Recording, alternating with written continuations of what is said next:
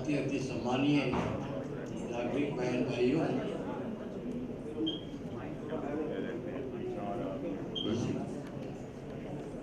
बड़ा हैदराबाद के लिए नहीं बल्कि अगर आप सच्चाई को समझ पाए, सारे भारतवर्ष के लिए गौरव का विषय है कि इस देश की माटी में एक ऐसी संस्था ने जन्म लिया था 50 में। गवर्नर साहब ने कहा कि आई कांट इमेजिन, सोच नहीं सकती थी कि कोई ऑर्गेनाइजेशन बिना फंडिंग के 50 साल न केवल जिंदा रह सकता है पर पूरे भारत को अपना कर्म क्षेत्र बना सकता है। ये सौभाग्य इस संस्था का। अभी मैं स्वागत करना चाह रहा हूँ हमारे प्रेम कुमार जी, जिनको हमने दक्षिण भारत का प्रभारी बनाया है। देखिए, मैं कहूँ प्रेम कुमार जी, प्रभारी बनना या मुख्यमंत्री राज्यपाल बनना बहुत बड़े गर्व की बात नहीं होती। गर्व की बात है कि व्यक्ति अपने कर्म के अनुसार, अपने पद के अनुसार वो पुरुषार्थ कर दिखाए जिसके लिए ईश्वर ने उसको शरीर देकर इस संसार में भेजा है। उन्होंने एक मोती तराशा है। मैं हीरा इसलिए नहीं कह रहा हूँ कि प्रियंका को जिंदगी में बहुत लंबा सफर करना है। हीरा बहुत बड़ी बात है, लेकिन मोती होना भी कम छोटी बात नहीं है। वो मोती है कर्नाटका की, यहाँ पर है।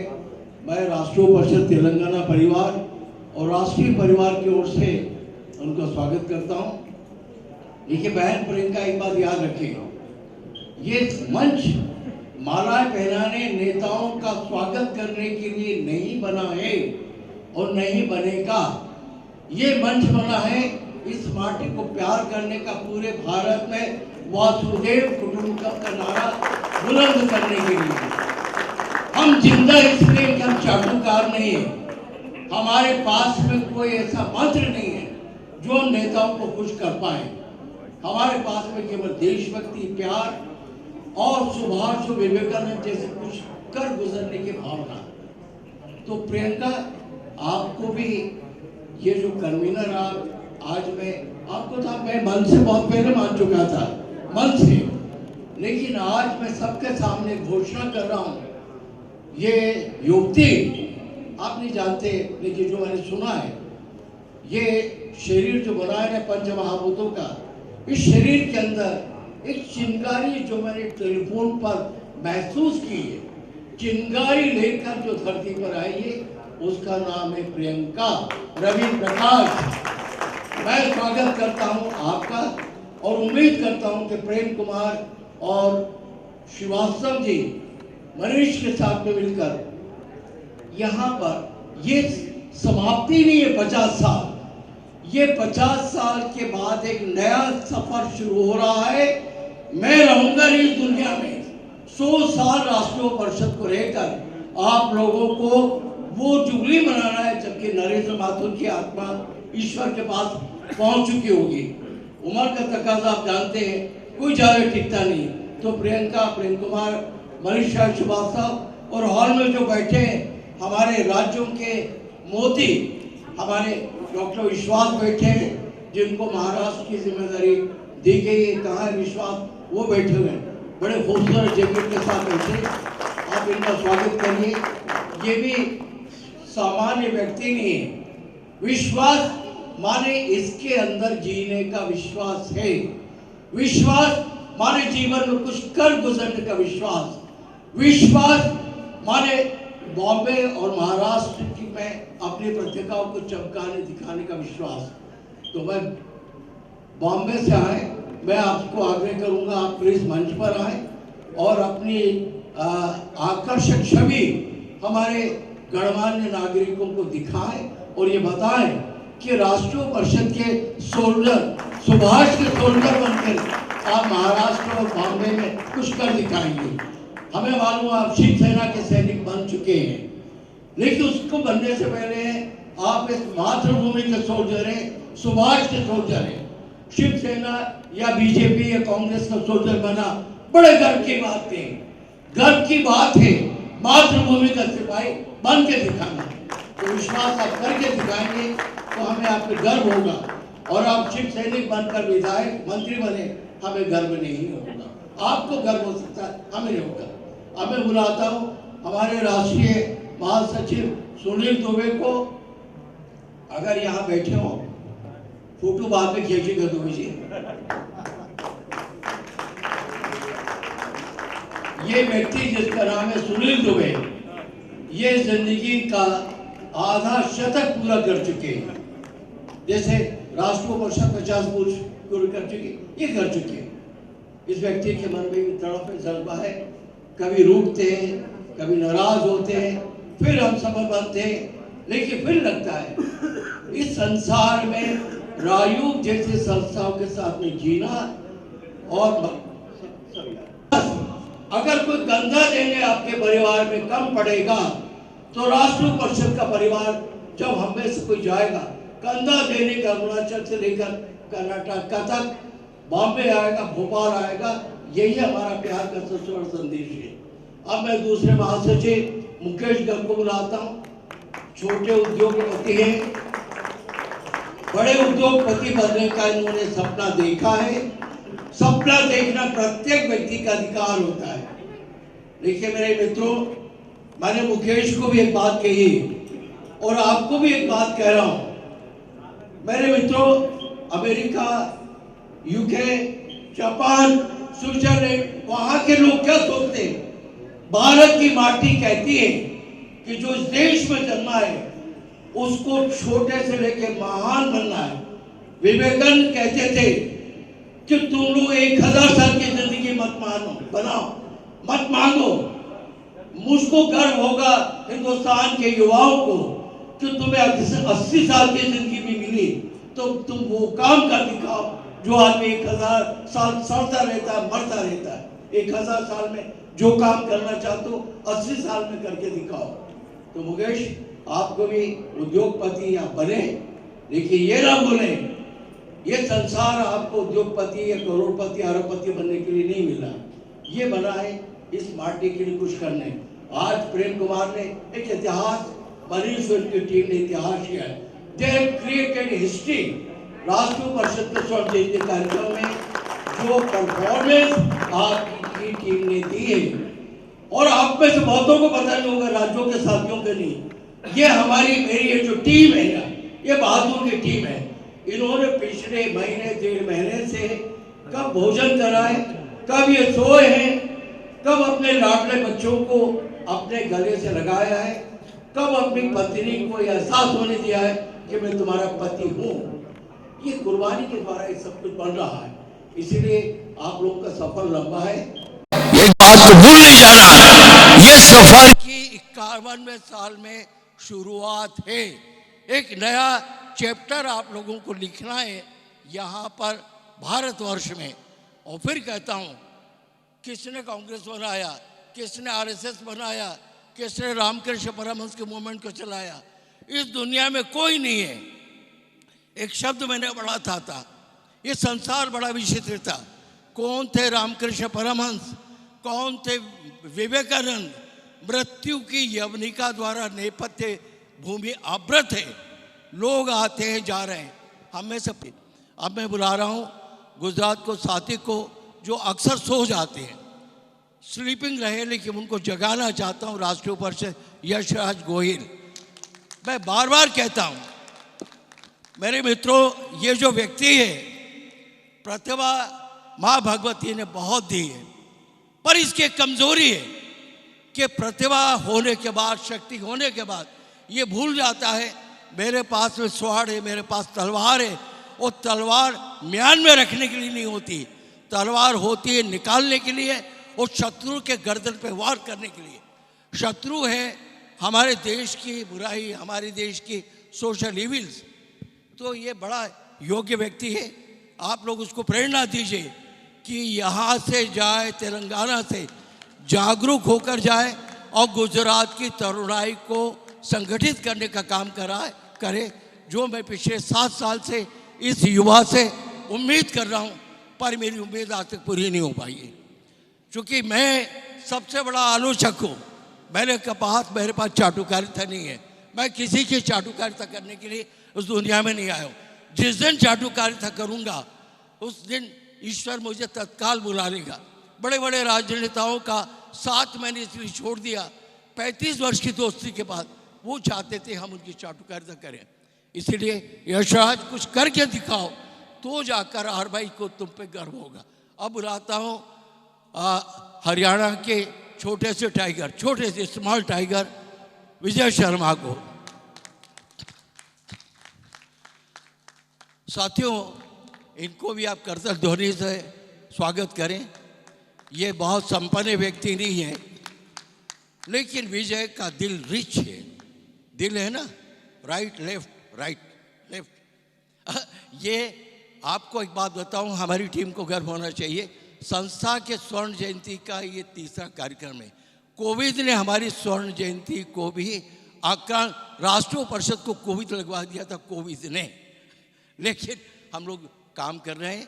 तो ये व्यक्ति पहले आयोजन में भी प्रयागराज गए, गंगा किनारे। दूसरे आयोजन में वो कह रहे कि मिस्टर माथुर मैं अब उत्तराखंड भी चलूँगा। तीसरे आयोजन में हज़ारों रुपए खर्च करके आधी रात को 1:30 बजे आए, पूरी रात सो नहीं पाए। प्रश्न ये पैसा खर्च करना बात नहीं है। बहुत लोग खर्च कर लेते, जेब से निकाल के फेंक देते, लेकिन जज्बा होना चाहिए कि राष्ट्रीय परिषद मेरी माँ है और मुझे माँ के सम्मान में हरियाणा के पुष्प अर्पित करने के लिए तेलंगाना आना है। ये व्यक्ति ने कर दिखाया, ये हमें फक्र की बात है। अब मैं बुलाता हूँ श्री डी रमेश को।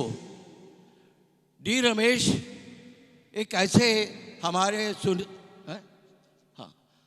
ऐसे हमारे साथी हैं, जब राष्ट्रीय परिषद का नाम हैदराबाद में नहीं था, तेलंगाना में नहीं था, हमें लगता था कि क्या करा जाए।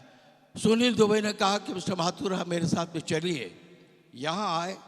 ये जो चेहरा है, प्रश्न ये है कि आज कौन किस पद पर है।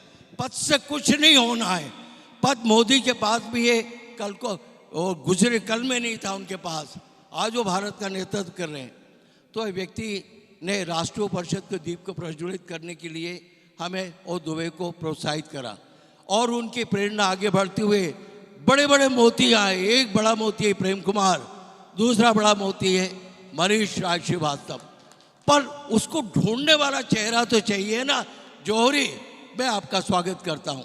अब मैं बुलाता हूं डॉक्टर महेश शुक्ला को, जिन्होंने समाजशास्त्र में एक नया इतिहास लिखा है, लेकिन उनकी डेफिनेशन बड़ी अलग है।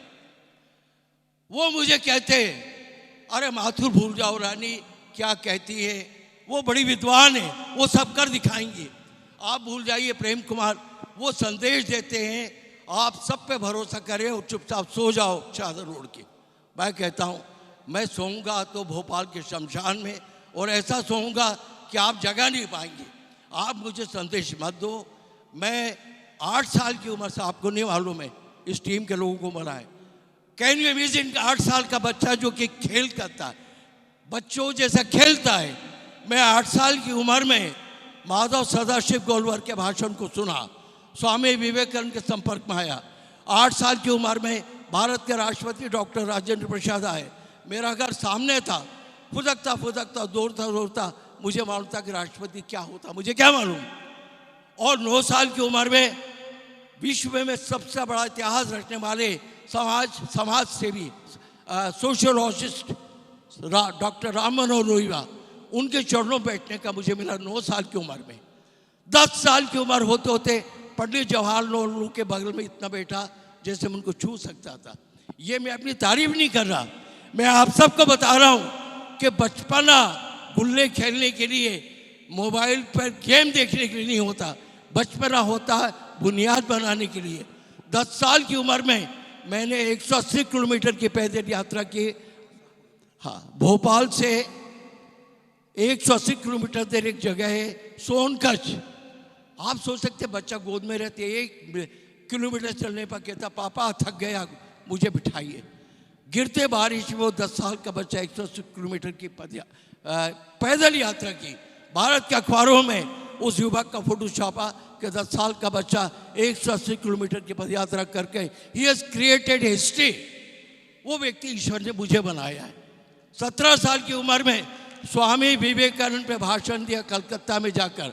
स्वामी Vivekananda and India new social order, सारा विवेकानंद सभागार भरा हुआ था खचाखच लोगों से, 200 लोग आए थे पूरे भारत से।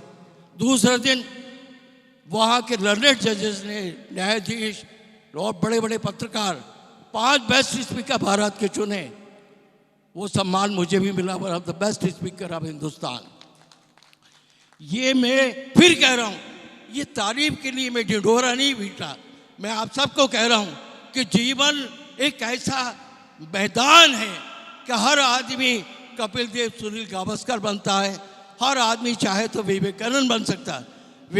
एक आखिरी बात कहूँगा, अभी एक और साथियों को बुलाना है, कि विवेकानंद ने कहा था 1000 नहीं 10 विवेकानंद अगर बन जाए, मैं भारत को दुनिया का सर्वश्रेष्ठ राष्ट्र बना दूंगा।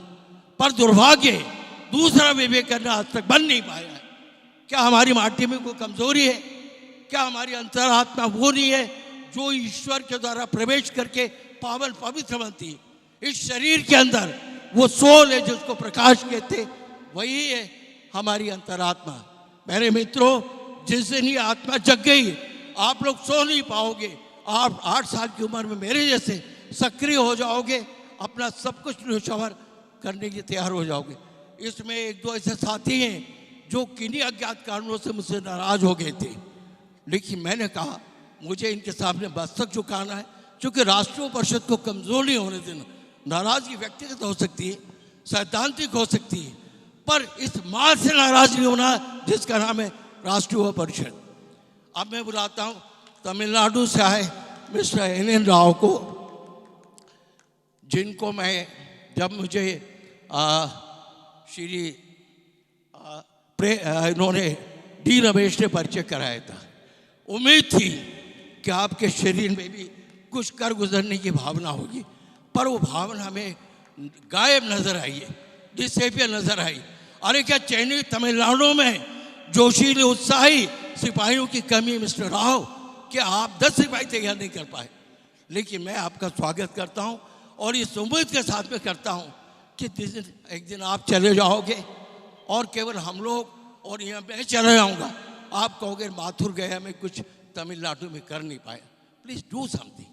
करने के लिए जीवन है और पछताने के लिए जीवन नहीं। और याद रखें, ऐसे लोग पूरे विश्व में विरले होंगे जो जिंदगी का शतक बनाते, सेंचुरी बनाते, जो सेंचुरी बनाते। आप और हम वो नहीं है। 80-85 होते होते राम राम सत की आवाज आएगी।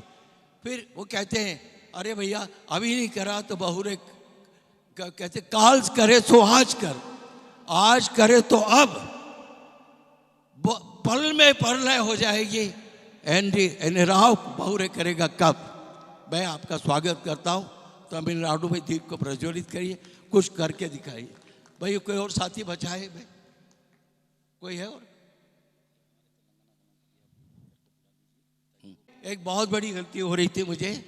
तेलंगाना के जितने भी वीर सोल्जर्स हैं, हमारे विवेक सक्सेना, मिस्टर विजय सिंह और जितने भी वीर सिंह और जितने साथी जिनके मैं नाम नहीं जानता, मैं सारे शूरवीरों सिपाहियों को बुलाता हूं कि आपके सेनापति प्रेम कुमार मनीष श्रीवास्तव अपनी टीम को, आप सुभाष की आज़ाद हिंद फौज के सिपाही हो। मैं परिषद के राष्ट्रीय परिवार की ओर से आपका स्वागत करता हूं। और कोई साथी हो बाहर, इधर कोई दिखता हो, आप प्लीज आइए, क्योंकि ये व्यक्ति प्रेम कुमार आपके बिना कुछ नहीं कर पाएंगे। सिपाहियों के बिना सुभाष भी नहीं कर पाए थे।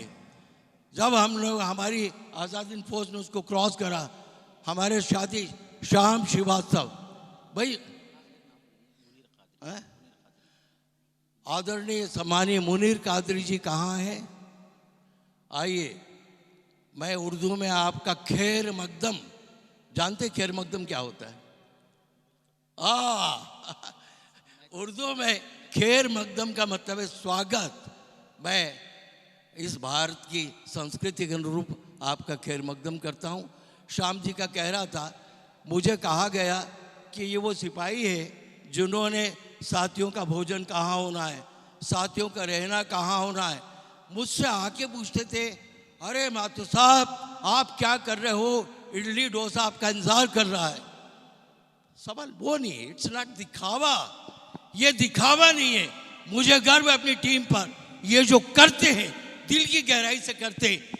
नरेंद्र माथुर इनके लिए एक पार्षद का टिकट नहीं दे सकता, और जरूरत भी नहीं क्या है।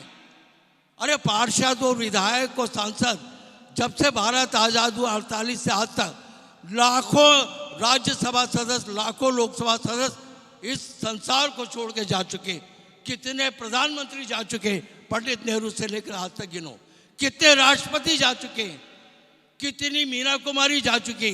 मेरे दोस्तों, अंतिम शब्द कह रहा है ये सिपाही जिसने संस्था को जन्म दिया कि कुछ फर्क इस दुनिया का नहीं पड़ने वाला। एक जमाना था निकिता खुर्शियव का बड़ा नाम था सोवियत संघ में, कोई नहीं रहा, आप भी नहीं रहोगे, इसलिए हम सब कुछ करके दिखाएं।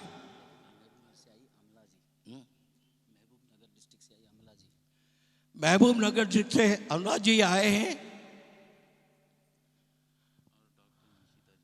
और डॉक्टर निशिता जी।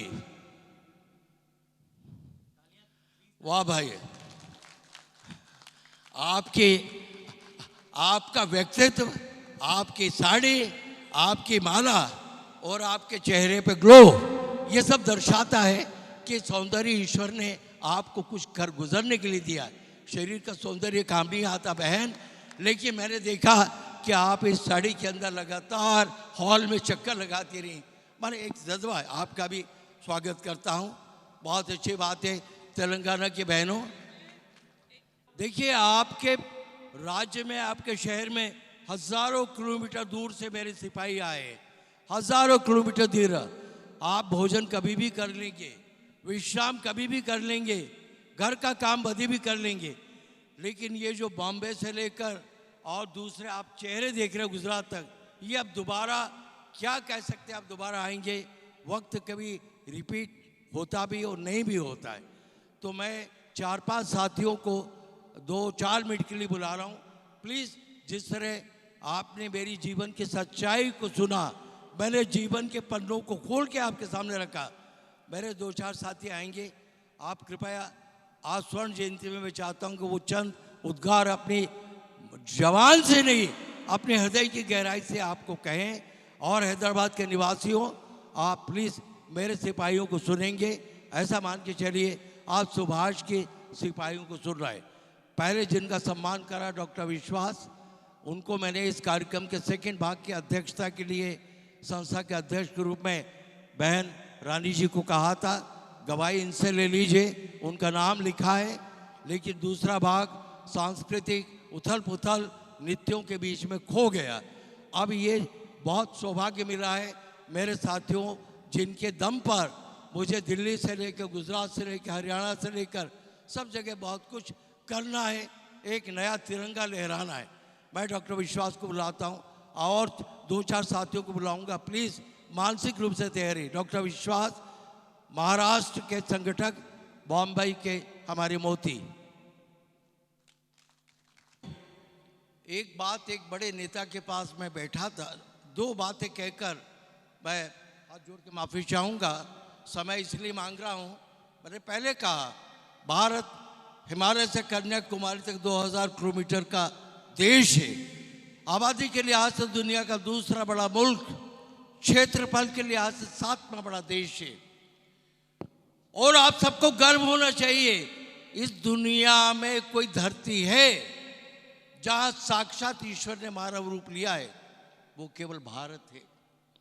आप बताइए, किसी देश में ईश्वर ने मानव रूप लेके जन्म लिया हो, चाहे वो राम के रूप में हो, चाहे कृष्ण के रूप में हो, चाहे गौतम बुद्ध के रूप में हो, चाहे महावीर स्वामी के रूप में हो, चाहे साईं बाबा के रूप में। मेरे मित्रों, लोग कहते हैं, हमारे वेदांत कहते हैं, ये माटी इतनी पवित्र है कि जो इसको अंगूठे से लगाकर मस्तक में लगाएगा वो महानता की सीढ़ी चढ़ जाएगा। हम बड़े भाग्यशाली हैं, इस माटी में जन्म लिया है, और बड़े भाग्यशाली रहेंगे जिस दिन 4 कंधों में नहीं 50 कंधों में लेकर हमारे जीवन का समापन होगा। तो 2 नेताओं की बात कह के मैं आज की बात समाप्त करूंगा। भारत की राजनीति के बड़े पुरोधा थे, बहुत बड़े नेता, पिछली गवर्नमेंट की बात कर रहा हूं।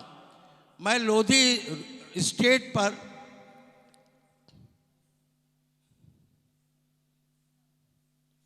उनके बंगले पे गया।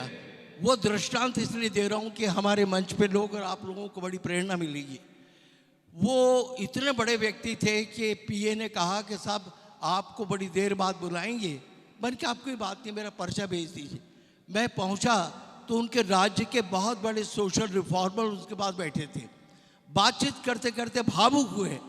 बोले मुझे बड़ा दुख होता है, सुबह से शाम तक मैं देश के बहुत बड़े पद पर हूँ, इतने लोग आते हैं, एक ऐसा चेहरा नहीं देखता जो मेरे चरण नहीं छूता हो। और तिरछे मेरी तरफ देखते हुए बोले लेकिन गर्व है कुछ ऐसे भी लोग हैं जिन्होंने कभी भी मेरे चरण नहीं छुए।